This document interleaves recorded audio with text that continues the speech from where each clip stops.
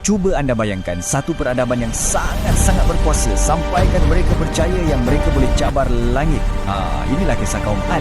Satu bangsa yang bukan main hebat, mereka ukir istana dari gunung ganang tapi akhirnya ditelan oleh pasir begitu saja. Dan inilah dia, laungan angkuh mereka. Ayat ni dah cukup untuk gambarkan segalanya tentang kaum Ad. Ia bukan soalan biasa tau. Ia satu pengisytiharan, satu keyakinan melampau yang dah butakan mata hati mereka terhadap semua benda lain. Okey, jom kita tengok dengan lebih dekat dari mana datangnya kuasa dan keangkuhan bangsa purba yang hebat ni. Ini rumah mereka, kota legenda yang dinamakan Iram. Bayangkan, bukan calang-calang kota tau. Seni binanya memang luar biasa. Tiang-tiangnya dikatakan sangat tinggi sampai boleh sentuh awan. Kiranya tiang-tiang tu dah jadi macam simbol mutlak kekuasaan mereka. Kekuatan mereka ni memang tak masuk akal. Dari segi fizikal, badan mereka digambarkan sekukuh gunung